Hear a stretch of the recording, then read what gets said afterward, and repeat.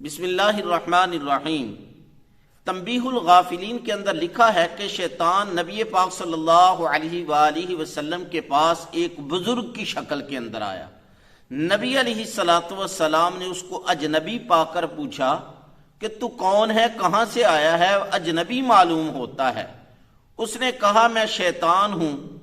نبی پاک صلی اللہ علیہ وسلم نے اس سے پوچھا اچھا یہ تو بتا تیرے دوست اور دشمن کتنے ہیں اور کون سے لوگ ہیں؟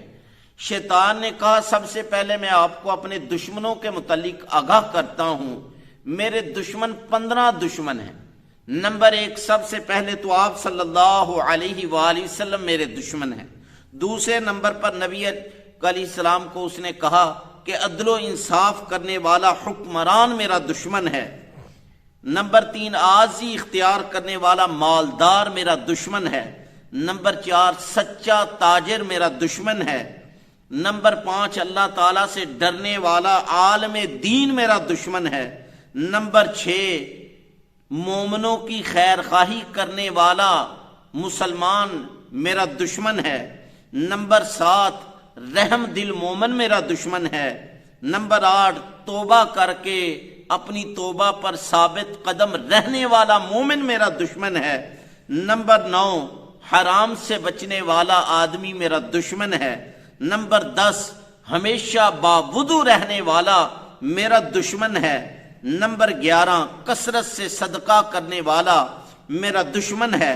نمبر 12، لوگوں کے ساتھ اچھائی کرنے والا مومن میرا دشمن ہے۔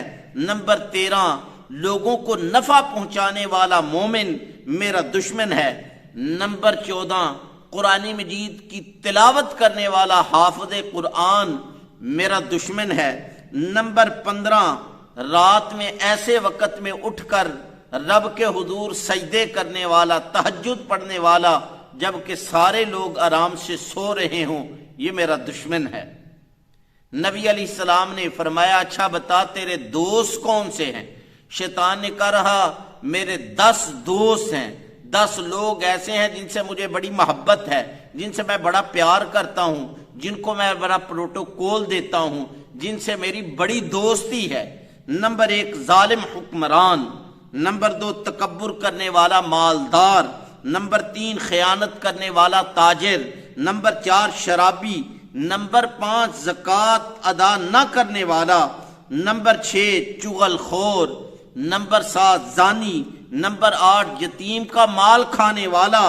نمبر 9، نماز میں سستی کرنے والا۔ نمبر 10، لمبی لمبی امیدیں باندھنے والا، یعنی عمل تو کچھ کرے نا، اللہ پر امیدیں باندھے جائے، اللہ بڑا بخشنے والا ہے، اللہ بڑا کرم کر دے گا، اللہ بڑا فضل کر دے گا، لمبی لمبی امیدیں، عمل کچھ نہیں ہے۔ تو یہ 10 آدمی شیطان کے دوست ہیں۔ میں اور آپ اپنا محاسبہ کریں، میں اور آپ دیکھیں اپنے آپ کو کہ ہم شیطان کے دوستوں میں سے ہیں یا دشمنوں میں سے ہیں۔